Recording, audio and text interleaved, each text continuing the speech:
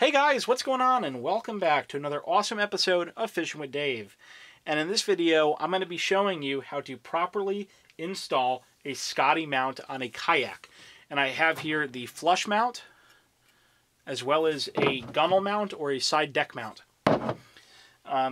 Before we get into any of the tools and stuff, I want to show you this because this is very important.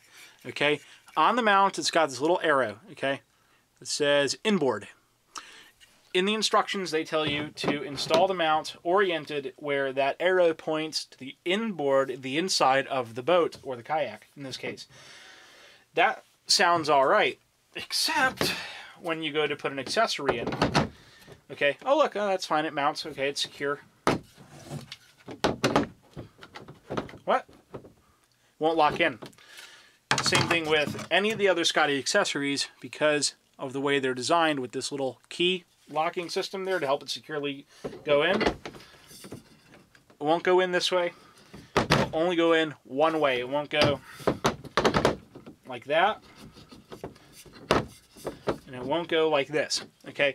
And now, the bigger problems come when using something like a Scotty Lake Troller downrigger, because if you install it the way that they want you, it will only lock in where the downrigger goes inside the damn boat, and that doesn't help you catch any fish. That doesn't. So you're going to have to install it backwards, or outboard, as I call it, like this. Okay. So make sure you look at the orientation and test it out with your accessories prior to doing any of the drilling. And by the way, this isn't even a Scotty product. This is some Chinese knockoff I got just to see something with it. And believe it or not, these will work with the Scotty mounts. But the Scotty products won't work with the Chinese mount because this part is thinner than on the Scotty mounts. So if you look, diameter-wise, okay, Scotties are a little thicker and won't work with the aftermarket ones, but the aftermarket ones will work with Scotty mounts, okay? So if you ever buy any of the stuff off of Amazon or eBay.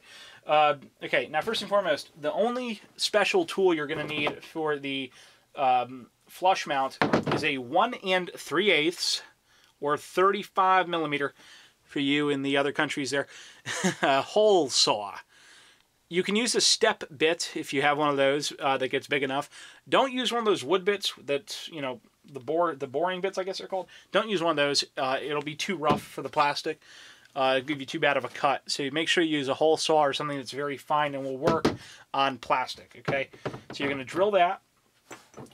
Then you're going to take your mount. Of course, you can get rid of all the plastic shavings if you want. Just, you know, use a little razor blade to cut those away if you have to.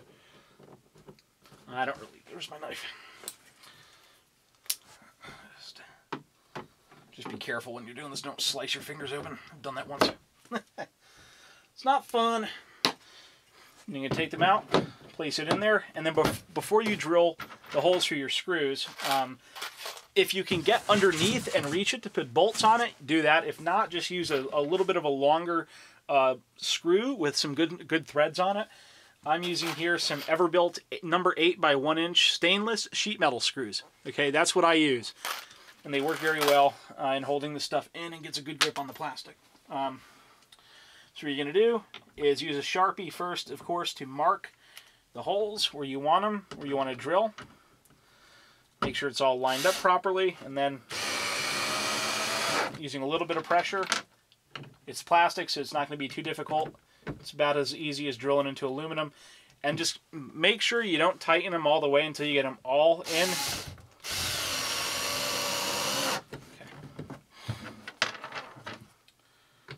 You're just going to do 4 screws. And if you use the bolts and nuts, of course, use washers. You could probably even use some washers on this if you wanted, just because you've got enough room here to help evenly distribute the load. Which it's, again, it's, you know, plastic and you're putting a fishing rod in it. It's not like you're, well, I mean, if you're going for big fish and you're worried about that, yeah, you definitely want to don't want this thing falling out of your kayak mid-fight. Okay. I'll just do a little more. Slow down the ratio, the gear ratio.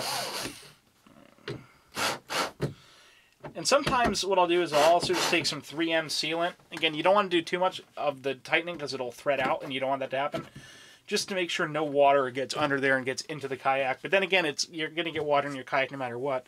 And so now with that properly installed, my downrigger is all set to go for when I go up to West Hill Pond to fish for kokanee.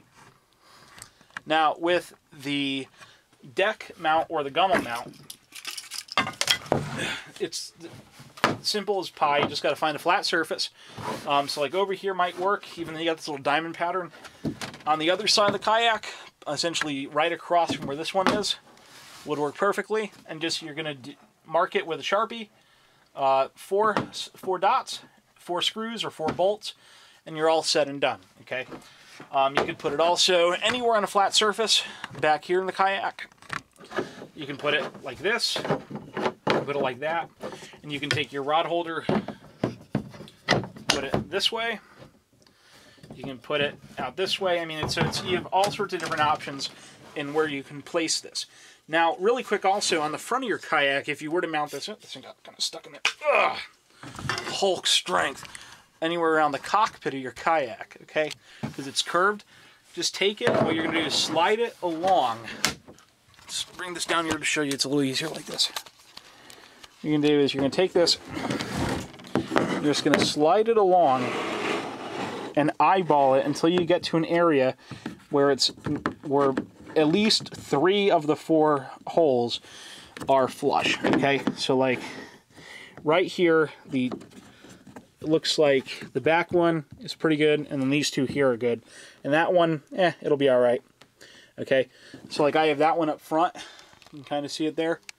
That's mounted. I basically did that, and I just walked it back from there, and that was the best spot for it. It was also within reach of the seat. So make sure also, if you can, sit in your kayak and make sure where you put everything is within reach, because when you're out on the water, you don't want to have to risk flipping over to grab your rod, okay? And so that's pretty much it. And if you have any questions or comments, leave them in the comment section below. And also, with that one, I used stainless steel bolts because I was able to get under there to tighten down the nuts and washers onto it. Other than that, thanks for watching, guys. Tight lines, and please share this video. I'd really appreciate it. Have a great night.